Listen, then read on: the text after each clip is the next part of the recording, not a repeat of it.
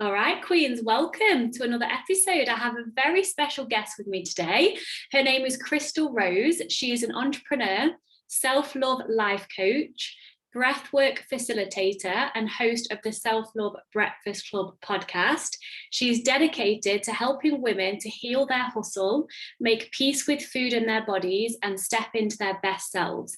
Chrystal's passion and desire to create a massive impact stemmed from surviving a traumatic childhood, and she now uses the same techniques in her coaching that allowed her to heal.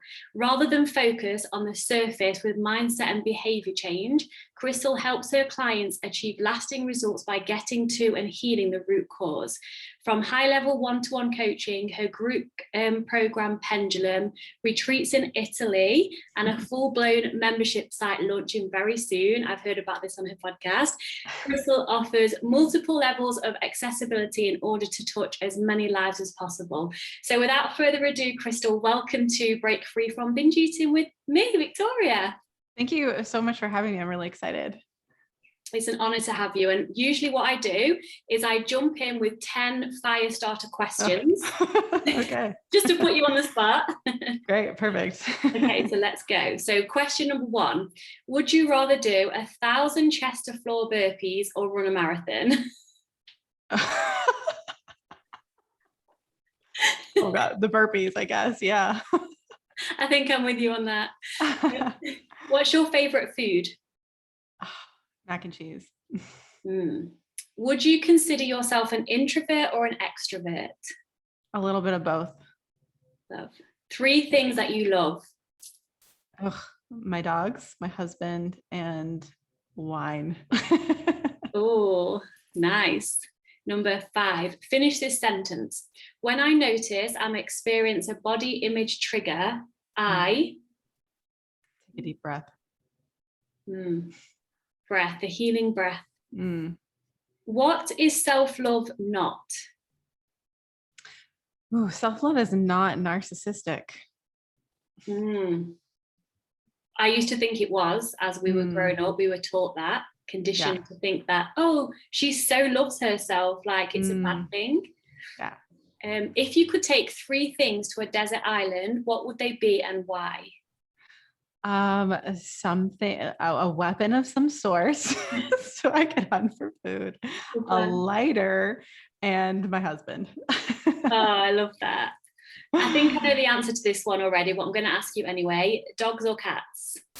Both. I have both. So what do you have?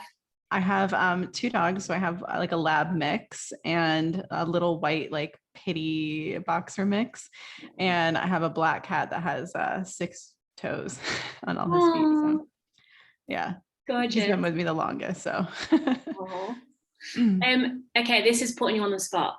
Fave quote or mantra, if you have 1 or 2. Yeah, so I really like, I'm trying not to mess this up.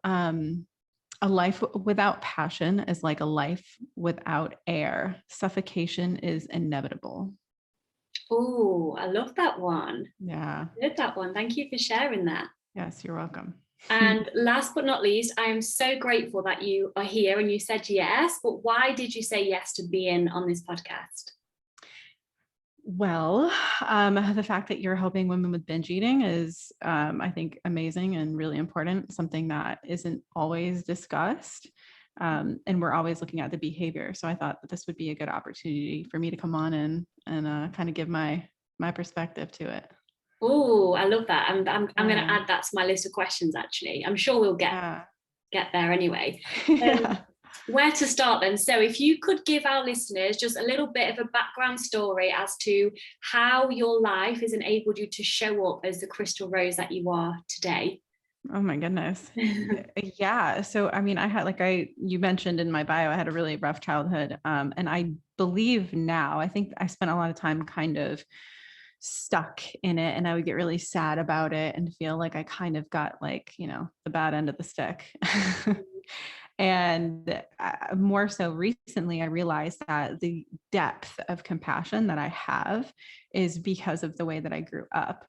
And so I am very grateful for having that, because if I didn't have the parents I had, if I didn't have the experiences I had, I wouldn't feel this way, and I wouldn't be able to help others and bring others along on their healing journey as well. So that's really that part of what makes me me.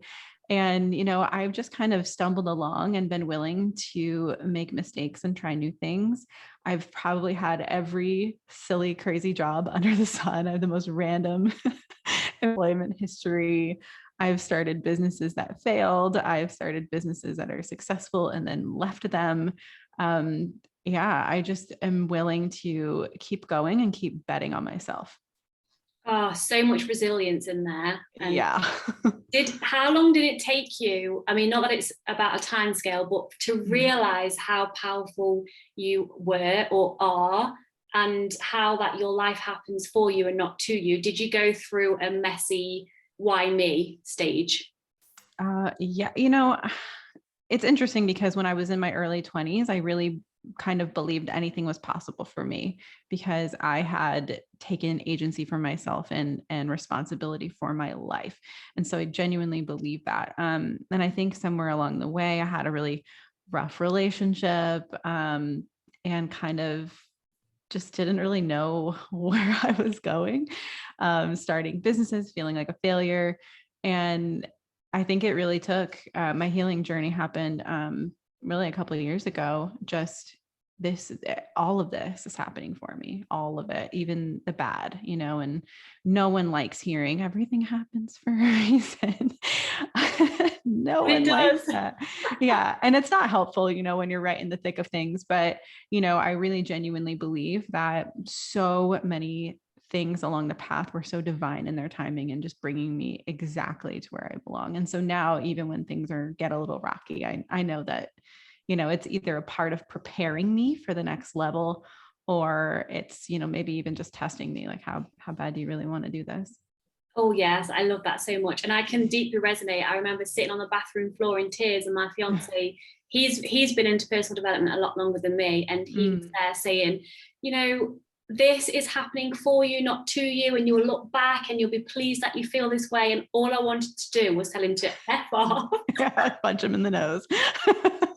Exactly that. But it is so true, isn't it? Like, is there anything you would say if you could go back in time to your younger self? Would you say anything to her? I would tell her to start lifting weights early. Hell yeah. I love that. Yeah, being strong is fun. Yeah, I've seen your Instagram. Like, I just love the way you work out. We have very similar vibe. Yeah, I like that. Yeah. And can you share with us, Chrystal, how you learned to love your body again after what was a botched, is it cool sculpting procedure? Yeah, I've not heard of that before. Okay. So for those of you who don't know what cool sculpting is, so basically it's a fat removing procedure, and it's supposed to be all like, oh, you don't have to go under the knife and it's less invasive. Go right back to work after, the session. And what it does is it freezes your fat, and damaged fat cells can't live in your body. So over the next few months, it kind of gradually just leaves. And so I decided that I was going to give myself a little head start. I had just started my fitness journey. So I was very much so in that like mindset of I wasn't skinny enough. I hated my legs and I just wanted them gone. And I thought this would be like a really good jump start and non-invasive and not as expensive. And so when I went, I definitely felt like not a little pressured. It was more of like, let's check off all of the parts of your body that could use the work.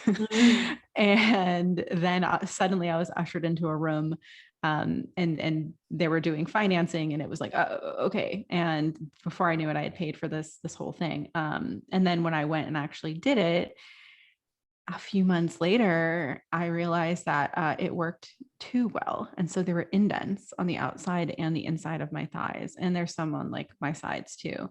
So you can't fix that. You can't like, spot reduce fat, right? And so you can't also like put fat back in places. So I had these like kind of concave spots on my outer and inner thighs, and my inner thighs, it looked almost like a squiggle the way that it indented and then started up again. And I was so devastated. And I think the part that really hurt me the most was that, did I really hate myself so much that I would do something like this and then eventually ruin my body. I felt like it was ruined. And I went back to not wearing shorts. I went back to, just looking in the mirror and just hating it, and then hating the self-hate.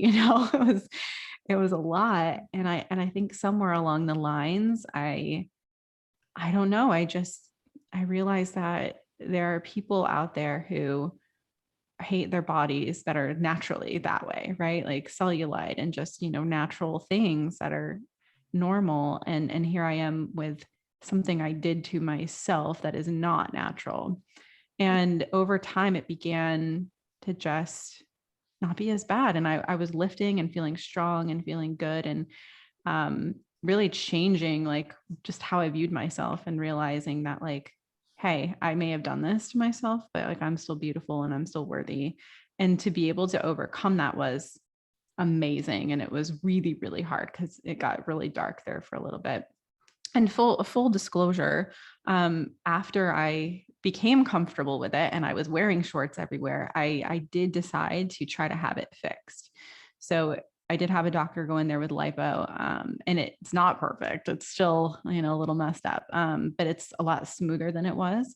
And for me, it was more about erasing like that self-hatred, like that obvious symbol that I needed to change myself. So yeah, it was a it was a tough time. That's a journey. And what things helped? I know there's many different layers to body acceptance, because it goes very deep rooted, doesn't it? But like surface level and or deep stuff, what helped you to get from not wearing shorts and not going outside in shorts to gradually being like, do you know what, this is who I am and this is okay? What helped you? So I think it was like a variety of things, because like I said, I had just started my fitness journey. So to me, before, fitness was like running endlessly on a treadmill and like popping diet pills and trying to get skinny. Like that's all I saw it as. And so I was lifting and I was getting strong, and I started to appreciate my legs. They had always been bigger and more athletic, and I never liked that. But when I could see what they could do, it began to just feel better, and it made me happier. And I also started to view food differently. I had this belief that their food was good and bad. I believe that you shouldn't eat XYZ if you want to look a certain way. And when I was lifting, I realized that I needed to fuel my body for if I wanted to be strong. And so I did that. And then I also found flexible dieting, which really helped me view food as very neutral, and it shifted that belief for me. So I think it was like viewing food differently, viewing my body for what it could do rather than solely what it looked like, which is what I had done forever. And realizing like, hey, these legs are strong, and what they look like does not matter. Yeah, I love that. And especially on your fitness journey, if anyone listening to this is wondering whether they should start a fitness journey, always listen to yourself. But from personal experience, if you start a new thing, it doesn't even have to be fitness, anything. If you've got a goal that's focused on strength, or I don't know, a pull-up goal or a flexibility goal, something that you can work towards that's not based on what your body looks like, that really helped me to have more of a strength and performance related goal, instead of I must be a size 10 with a big bum and then all the things that we put conditions on that we have to have. Yeah, exactly. Yeah. So that can definitely help. And let's talk mindset versus embodiment, because on your website, I love what you said, like the surface level stuff doesn't stick. And as I introduced you, you just chatted about the binge eating, and of course the behavior change only works for a certain amount of time because you're not going right to the root. So how do you see mindset versus embodiment, and what's the difference? Yeah. So for me, mindset is at the thought level, right? And there's a standard approach of thoughts drive your feelings, which drive your actions, and then that gets you the results, right? So we kind of fail to realize that there are beliefs that drive the thoughts, and the beliefs live in your body. And so if you've ever listened to podcasts or read a self-help book and you're in the middle of it, just, oh, this is awesome and life-changing. And oh man, here's the answer, right? I've never thought of it that way. And then you put down the book and everything is the same. Yeah. right? Like you can't like imprint a book into your life, and maybe you might have picked up a thing or two or something, a belief shifted in there, but ultimately you're just going to keep reading self-help books because you're looking for that next, then maybe this person has the answer, right? And so what embodiment does is it helps you actually shift that belief that is driving your thought, as opposed to just trying to just change your thought. Because if we could all just, we'll just stop thinking that way, you know, or someone has an anxiety, we'll just stop being anxious, like calm down, right? Like, well, okay, yeah, just change your thoughts. Sure, if I could have done that 10 years ago, I would have. But we have these deep rooted beliefs that are driving everything. And when we can shift that belief, that's when everything changes and the behavior will resolve itself. I am so much feeling that, because I was one of those people who were, oh, I'll just take another qualification course. Then I'll be good enough, right, to start sharing this work. And then my fiance has been my rock through it all. And he's like, when is it ever going to be enough? And I was like, after this one, then of course it doesn't, and it continues, and it just takes someone to hold a mirror up for you and be like, this is what's happening, when you're going to start actually taking action and believing in yourself. And it's hard, but it's worth it. Yeah, absolutely. I mean, that happens a lot with business owners, right? Like there's a goal, and then by the time you get to that goal, you've already set a new one, and you're not even celebrating that goal. You're already, no, I have to do this because I'm not good enough here. I thought I would be, but now I have to be there. It's I'll be happy when, isn't it? Yes. Syndrome. Yeah. Oh yeah. And that happens with the food and body and business and all of the things. Yeah. How would you encourage, so say a client comes to you and their limiting belief is, I believe a lot of us have the same core limiting beliefs, like I'm not good enough or I'm not worthy.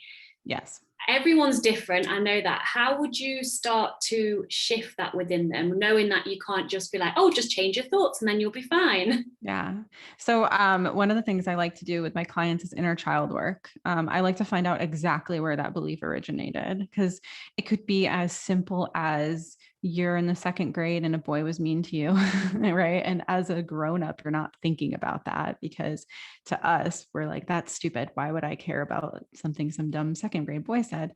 But if you didn't have the ability to kind of deal with it and process it and heal from it at that time, it's like a stuck piece frozen in your body.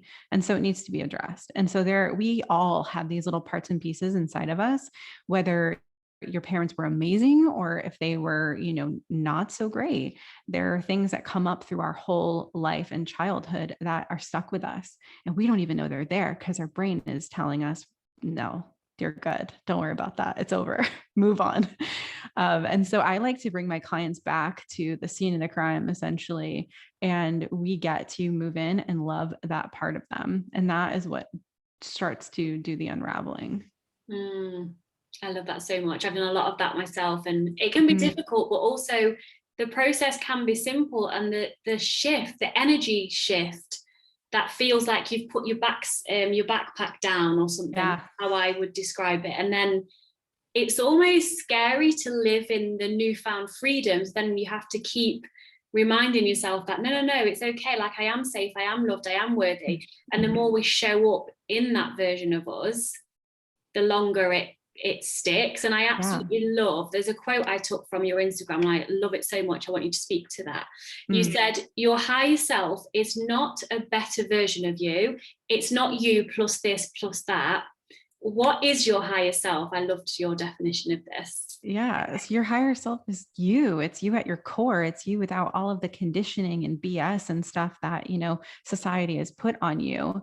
We're always trying to strive for this better version. Like I have to do this and that and this and drink 100 ounces of water and do all this stuff and I'll be my best self. And no, it's remembering who you are at your core, your true self. And that's the highest possible version of you. I always say, if we think back, well, we can't remember, but when we were born, we were born loving ourselves. We were walking around naked. We didn't give a shit. Yeah, exactly. And then now, as we're older, we're like, oh, I can't wear shorts because I have cellulite on my legs.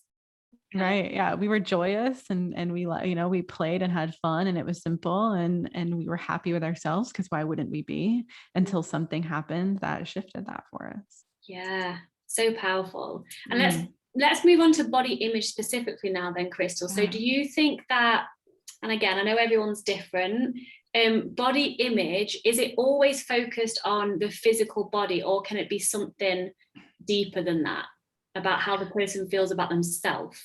Yeah, I genuinely don't believe that we really have actual body image issues. I don't think it has anything to do with how we look. Because, how often have you seen people who look exactly the same, or maybe they've gained a little bit of weight, but suddenly they're happy with themselves, right? It has nothing to do with that actual physical. We just take it out on ourselves, our physical selves. And really a lot of that, I believe, has to do with societal conditioning.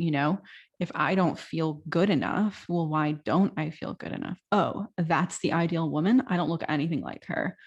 Now I know why I don't feel good enough. I have to strive for that. And, there have been times where I've looked in the mirror and been like, oh, I look good. And then an hour later, I'm in a bad mood and I'm like, ew, I look in the mirror, it has nothing changed between that hour. It's just, I'm not feeling so good inside. And so it's reflecting back to me. That's so true. Like body image, it's an easy go-to for all of us to try and control something. Yes. Like, it has nothing to do with your actual body. I love how you've said like an hour later you can feel completely different. I used to get this from day to day, like, and nothing actually changes drastically in your body physically. No. Maybe someone provoked a little bit of anxiety in you, or maybe you feel insecure about your relationship, and then the easiest thing to do is focus on diets and body image and attempt to control and be good enough for something completely different. Yeah, exactly. Yeah, I love that. And feeling unworthy. So say if you had a client who was feeling unworthy, was struggling to see their sovereign them, who they really, really are, how would you show them who they really are? How would you bring them back to that sovereign, self-love, powerful women that we all are? Yeah. I think that is a process, honestly. I don't think it's always this can happen in one session sort of thing. Yeah. I think, bringing them back to, like, I love the inner child work for one big reason, because it's really hard to like be mad at a kid, right? Like, this adorable little child, and to be like, I hate you, you're not worthy. That's just, you can't do that. And so to bring that into kind of their vision, this version of you, how can you not love her, right? And start there. And also just kind of like, where is the evidence, and asking them, your brain is saying these things to you. Is it real? Yeah, it feels really real, right? But is it true? Is it true? And really questioning these things that are coming through, and noticing, like, is that just my brain being mean, or for some reason trying to keep me safe, or is this true? And most of the time it is not true. Yeah, I love that. Finding evidence against what we think, because our thoughts aren't facts, even though it can feel that they are. We've told ourselves over and over and over again for many years, but then stopping to ponder that and be like, where's this? This is not even mine. This happened when my grandma, this was personal, one of mine, my grandma said to me, oh, your legs are like tree trunks, because I have big legs, big muscly legs too. And then at that age, I think I was 9, I was like really confused, and I was like, oh, maybe there's something wrong with my legs. Then I took that, my child brain decided that my legs need to be smaller, and I held that for like 25 years. Yeah, that happens so much that, are those words yours? Like, are they even yours? And they're usually not. We don't naturally want to be hateful to ourselves. We don't naturally want to put ourselves down. That's not really us. It's coming from somewhere, but it's in our voice now.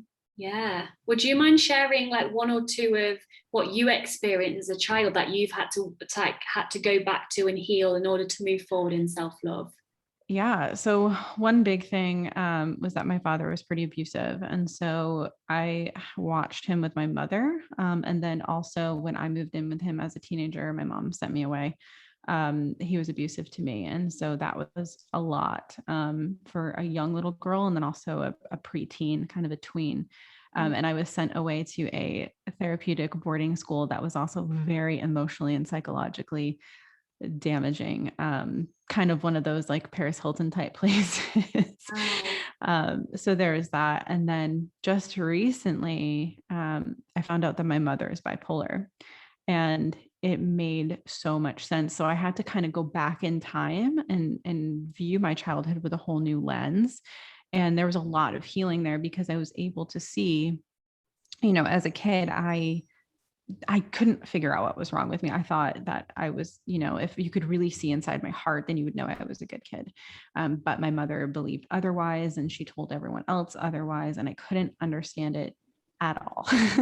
It was such a mystery to me, even, decades later. And so when I found out my mother was bipolar, it was like this shattering kind of what actually was happening. And I got to go back and look and love that little girl who felt so unlovable and so unseen, really. And so when I feel that pop up in my life now, like feeling unseen, I know where it's coming from, and I know why it's so extra activating to me. And I get to go and give that little girl love. Ah, I love that so much. It's just connecting with the inner younger version of you, isn't it? And being like, it's okay. Yeah. You're feeling this way. We're not going to try and change it. We're just going to be with you. And it gets to be here. Like, you get to be sad. You get to feel pain. You get to process. You don't have to make it go away. And there's a difference between feeling your feelings and then also getting into a loop, a negative feedback loop with your feelings. That's not helpful either. Absolutely. And I think what has been going on in the personal development world is what you mentioned earlier about, we kind of positive mindset our way out of feeling sad. Like, oh no, I'm feeling sad, so wait, it must be all my fault, and just think positive affirmations. But that's actually abandoning ourselves, isn't it? It's not allowing us to feel. We're placing judgment on the feeling, and it's all allowed, right? And we wouldn't have the joyous, happy feelings if we didn't have the contrast of pain and hurt and sadness. And it's okay. Like, we get to feel all that. And our brain wants to keep us safe. And so feeling hurt, we avoid it. Feeling pain, we avoid it. But instead, we end up suffering. And that's why we emotionally eat or binge eat. And that's why we maybe have a workout obsession or go to drugs, because we are trying to keep ourselves safe and free from pain. Just eat a little bit at a time. Yeah. Whereas the thought of the pain is worse than actually, in my experience, feeling and being with the pain. Yeah. Because you can move through it pretty quickly if you just let yourself sit with it and be uncomfortable and let it be there, and then love it. Thank you for being here. I love that. And I know recently you've been through some dietary changes, like from your digestion and things like that. I loved what you said about, now you used to restrict because you hated your body, and now you restrict, because of your health and because you love yourself. Can you speak to that, if you don't mind? Like, what's been going on and how are you coping with that? Yeah, not at all. So I was just feeling really fatigued, and just my cycle was off, and I just wasn't feeling good. And I was just so tired of it. I run 2 businesses. I need energy, and I just don't want to feel like I'm dragging myself to every part of my day. And so I went to a holistic doctor, and we did so many labs, so many tests. And it came up that I have leaky gut, and also that I am non-celiac gluten sensitive. So that was devastating, because I love pasta and I'm Italian, and that's just what I enjoy. And so, I had to, right now I'm in this process of eliminating things. So I have no gluten, no grain, no dairy, no soy, no caffeine, and no alcohol. And also my adrenals are a mess too. So, cutting out all of those things makes it really, really difficult and pretty frustrating to find, because if it checks one box, it doesn't check another, and it's been frustrating. But I am doing it because I love my body and I want it to heal. And I know it's not forever. The gluten will be, but overall, the rest of it won't be forever. And yeah, like, that's why people are like, oh, have you cheated? And I'm like, no, it's not about cheating. I'm not depriving myself because I'm trying to get skinny. It's that I want my body to heal. And so I want to do whatever it takes. And just cheating has not occurred to me. It's sad. It sucks sometimes when there's things I want to eat, but I can't. Yeah, that's so powerful. And the way you've said no to quite, I'm going to use the whole quote cheating. In the work I do, if like someone has diabetes, or they have to watch their gluten, etc., if the choice is coming from a weight neutral perspective, as in I'm not eating gluten because I actually have a reaction and it causes inflammation, other than secretly I also wish this hope will make me lose weight. It depends on the reason and the energy behind it, doesn't it? So because it's for your health and because you love yourself, it's not like you're, exactly as you've said, depriving yourself. It's a choice that you can make for you. Yeah. Exactly. And it's like, do I want to feel as good as I possibly can throughout the day? Or do I want to, eat something that's not going to make my body feel good and then set myself back and then also just, not feel good? Yeah. Have you noticed yourself feeling better physically since you've been eating the foods that agree with you? Yeah. So, I mean, and there are plenty of things that I'm not allowed to have right now that won't bother me. It's just because of leaky gut. He wants me to stay away from them. But yeah, no, I feel I have a lot more energy. I'm not doing caffeine at all right now, which is so sad, but it's been actually a lot easier than I thought it would. And yeah, I was sleeping better when I first started, and my digestion is better, and just everything overall is just lighter and better. And so I know I'm on the right path. It gets frustrating at times. I will not lie. I've thrown many a tantrums about not being able to eat what I want, or I was just out of town and going to restaurants and feeling very frustrated at the options, and having to make all these substitutions and not doing it because I'm annoying, doing it because I need this, or I don't want to react. So I've definitely thrown a fit or two, and I'm very tired of doing it at times, but it's a marathon, not a sprint, and the end outcome is going to be worth it. I love that. Thank you for sharing that. Yeah. I have a listener question, if that's okay. Yeah, absolutely. Natasha sent him. So Natasha says, how can I be happy when my happiness is related to how I feel in my body, and that's related to how fat I feel? Yeah. So I don't believe true happiness is related to your body or how you feel about your body. I don't believe that. I believe that happiness is a state of being that we all can access. I think it's about shifting that belief system first and foremost, that I am not worthy, I am not lovable, or, I have to do X in order to be loved. And so we need to look at that, because when you are able to shift that belief to, I am worthy just because I'm here, right? I am lovable because I am. And we believe that, and we can start to shift, then all those other things resolve itself. We're not going to be happy no matter what our body looks like. It doesn't matter how fat, thin, strong looking, muscular. It doesn't matter what it looks like, because I've seen this over and over again, and I've experienced this myself. No matter how amazing I looked, the inside was just not in alignment. And so I didn't feel good and I wasn't happy. So I think viewing the happiness because of how you look or how you feel about your look is an illusion. And it's not getting to what really generates happiness. Because if you keep looking at for that, you'll never be happy. Yeah.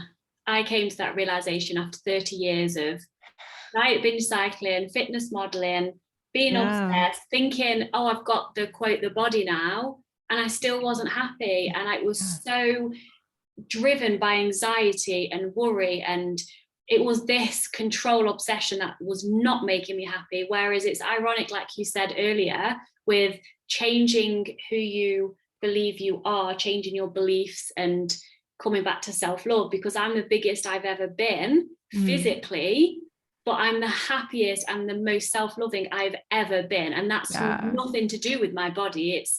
It's the work I've done in my heart. It is mindset work as well. When something goes wrong in the moment, I can just come back and be like, okay, how do I choose to see this? Is a choice. But I've had to shift a lot. I wear a bracelet still. It says the initials, what would my higher self do? That helps. Yeah, I love that. Yeah, I love that. Yeah, absolutely. It's a choice. You know, to work on yourself is a choice, and to be happy is a choice. Yeah, I fully believe that. And again, when I heard that statement before, it made me really angry. Yeah. I got really angry, like, oh, happiness is a choice. And I was like, well, how the hell can it be a choice if this person has, and I loved what I used to say, you have made me feel this way. Where now I'm the one saying, nobody can actually make you feel a certain way. It triggers something within you, and then you feel that. It has nothing to do with the person. They're just a mirror for you. Right. Yeah. How fun are triggers, right? Like, how fun is it to be activated by another person? Because it just shows you that there's work to do there. I still have work to do. Only last night, my fiance said something to me about something to do with the food I'd eaten. And I'm living in total food freedom now and have done for a long time. But he never means anything from a place of judgment. But because I still have some deep shit, I noticed that my spikes went up, and I was kind of like, it's none of your business, like what I choose to eat and when and how and why. And I then, spoke to him and said, I feel very triggered right now, and I know it's not you and it's me, and we're lucky enough we can have that conversation. But it's so interesting to my physical body reacted to his innocent comment, and like I say, my little spikes came up, my defensive mechanisms, like, how dare you talk about what I'm allowed to eat or not to eat. It's just so funny that it's still there after all this work. I mean, your body signals you, right? That's information. It's giving you information. When you tense up and you get upset, that is information. And then it's like, okay, what needs to be healed here, or what needs to be loved here, because there's something still here, and we will always have work to do. Oh my goodness. Every time we didn't, it would be boring. Right. Yeah, I know. Every time I'm like, okay, maybe we're good now, it's like something else comes up. Hell no go, I'm not yet. No way. Yeah, we got a long ways to go. Have you heard of Eckhart Tolle? He's got the book The Power of Now. I might be saying his name a bit strange. He's like a really divine spiritual leader, and I was going to ask you as a little bit of a joke, I wonder if he ever gets triggered. But if you don't know how he shows up, so almost like Buddha, so peaceful, zen, and he always talks about the only moment we have is now, which of course it is. I just wondered if, in fact, I will ask you, do you think like deeply healed spiritual beings ever still get triggered? I think they must in some ways. I think they must. I think it's probably a lot more minimal, because I know, even in my experience, things that used to, ping the hell out of my system, no longer ping it. And I just notice. Right. And then, but then there's something else that now I notice. And over time, there are some things that literally do nothing to me. I don't even notice it anymore, because it just isn't. It's something I've healed and I've worked through. But I'm assuming, for some of these leaders, that they likely still do. And it's probably very minimal, and it's probably not, quite as often, because we always are going to have something to work on. Right. And so it may just be a different level. Yeah, I get that. I was secretly hoping if there was ever, I think my ego was like secretly kind of like, I wonder if these triggers never stop. I'm fine. That's enlightenment, right? Like, that's enlightenment. Yeah. Exactly.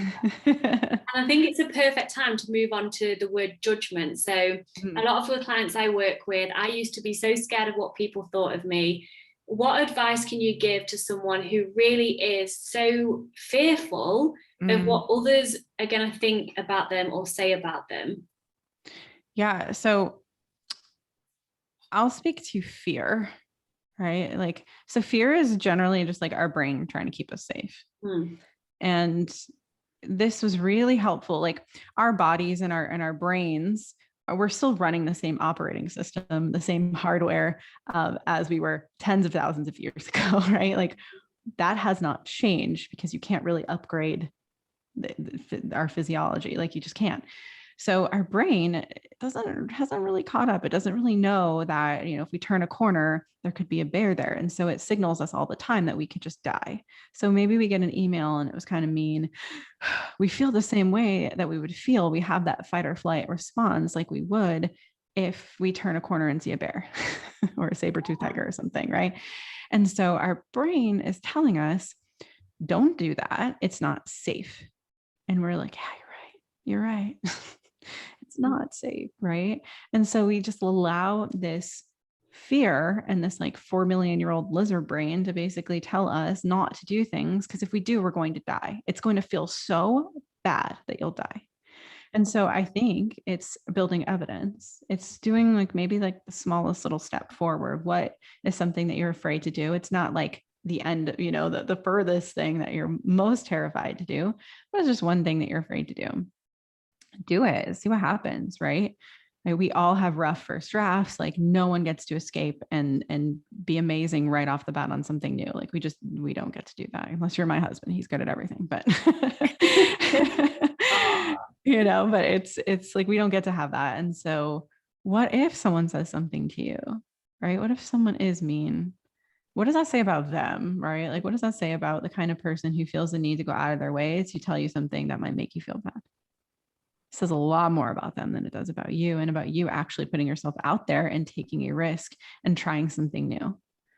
So it's easy to just say, don't care about what other people think, right? That's easy. Don't care. Why do you care? But I think when you understand that this fear is just like an innate thing, that's not really real. You're not going to die if you try something new or start a business or, venture out and take a risk. We shouldn't. And you're not going to die if people say something mean to you on the internet or elsewhere.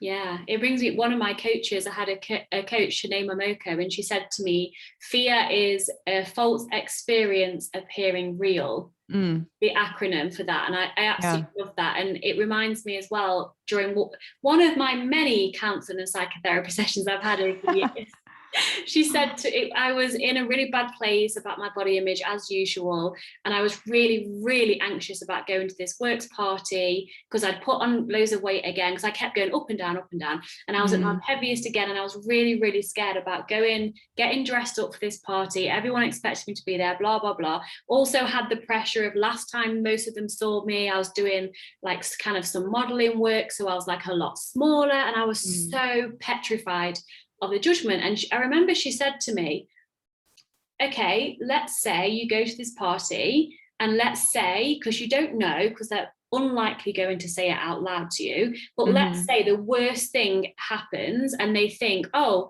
look at Victoria, she's put weight on, and then what?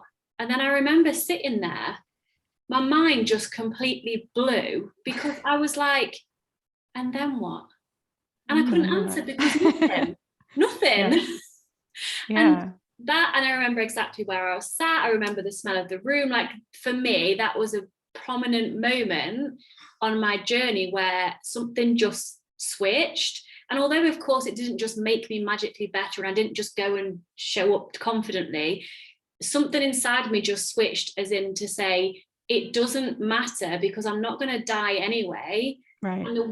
And what I loved about the way she was showing up for me was a lot of people who are not into this work try and say, oh no, it's okay, your fear's not going to happen, I'm going to reassure you. But actually, if we can face our fears head on and welcome them, and then it kind of just dissolves. It's so crazy. Because we just build it up so big in our head to be something way bigger than it is. But it's like, okay, well, what's your worst case scenario? Like, do you want to start a business? Okay, what if your business fails? And then what? You're back to where you are right now. So you're in your worst case scenario. Okay. Right? Like what is the worst that could absolutely happen?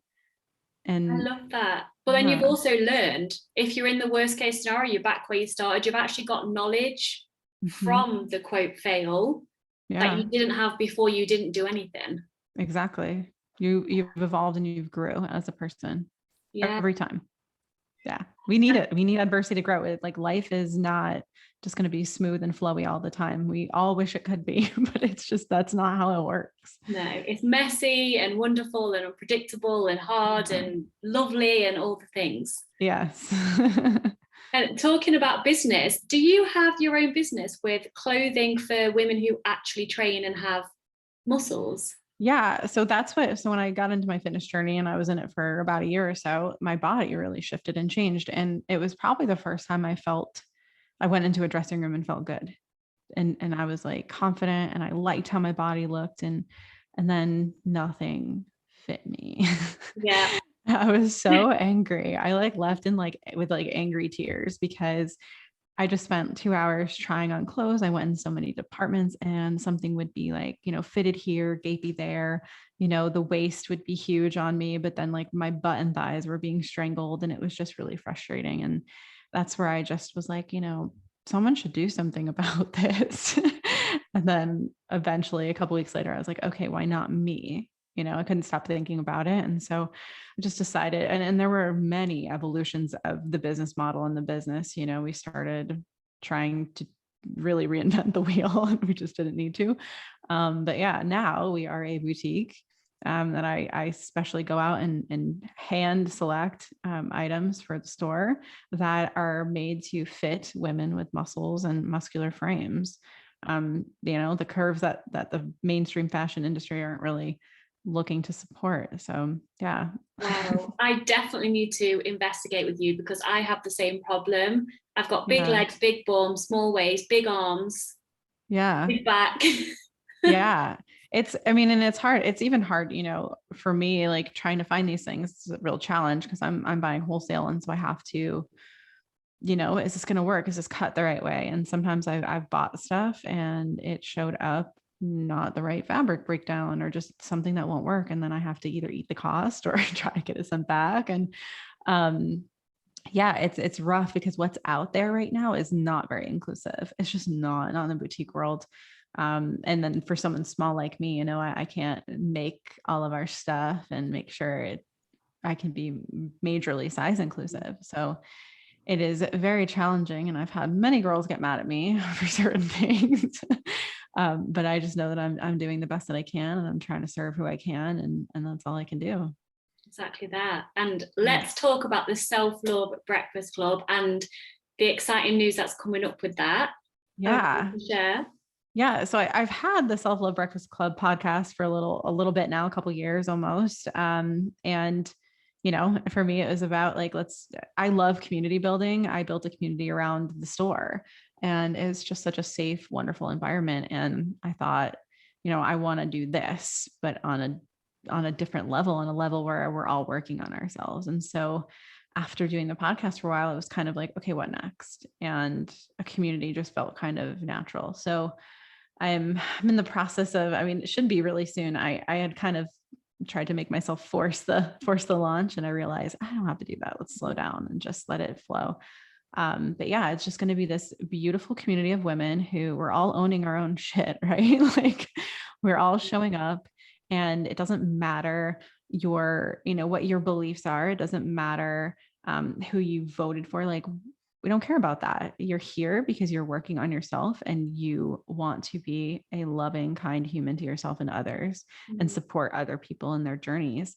And then I get to provide tools that I use with my clients in my one-on-ones, but, kind of broken down into this a biteable kind of audios and videos and whatnot. So, and workshops and stuff with experts, just kind of teaching and hopefully some meetups and things like that. So I'm really, really excited because I think it's needed. There's a lot of this for women business owners, there are communities for business owners, but I haven't really seen many that are, for people who are just women who are working on themselves and want to have that support.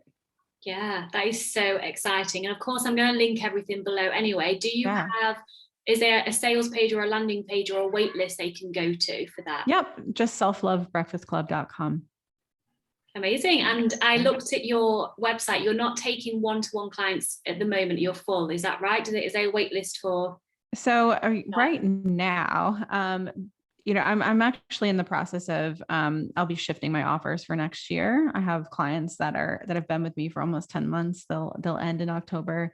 It's been amazing working with each of them and their journeys. And I will likely have one-on-one spaces open for VIP days this fall.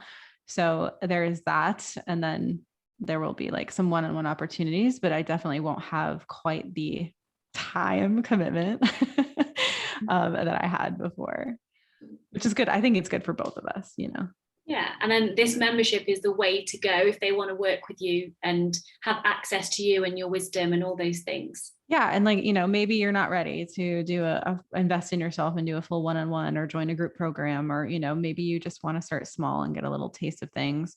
That's what this is for. It's to get in and you get to have access to me and my style and how I work and the community and all of that. And then it's kind of, what's the next step? And if you want to take the next step, then we're here for you. That's so exciting. And where can they find you you're on social media, Facebook, anywhere else? And what are your Yeah. So you can find me on Instagram. And I believe it's the same on Facebook. It's at Chrystal Rose. So it's just facebook.com/Chrystal Rose or Instagram at Chrystal Rose. And you can my regular website is crystalrose.com, and it's CHRYSTAL. I'll put everything below as well, so they can find you easily. Perfect. But I would like you to leave the listeners with, I would say, between 1 to 3 things you would like to leave them with for their self-love journey going forward. 1 to 3 things. Okay. So compassion. I think it's really, really important to have compassion for yourself and for others. It's easy to have compassion for the person who's struggling, but the jerks need compassion too, because they're hurting inside. They just exhibit it in a different way. That does not mean to let them walk all over you. It's just, having that compassion, that understanding for other people and for yourself. I think it's so, I cannot stress enough having compassion through yourself through all of your processes, because we're never going to get there fast enough for ourselves. We're never going to get there good enough for ourselves. Like, have that compassion. And second one, I would say create space. Take a few breaths. If something is upsetting you or activating you, take some space, right? You can do that. You don't have to respond right away. You don't have to jump to do all the things. You get to take a couple of deep breaths and take a step back. And you can do that in just about any scenario. I think creating space is one of the things that helps shift so much more, because we're no longer living by default. We get to choose on a relaxed, conscious state. Yeah. And I would also say, maybe stop focusing on the behaviors. If you have a behavior that's destructive or damaging, it can always be traced back to a root. And so just trying to change your behavior, sometimes it's like whack-a-mole, and you might resolve something like, maybe by becoming sober, right? But it has to go somewhere.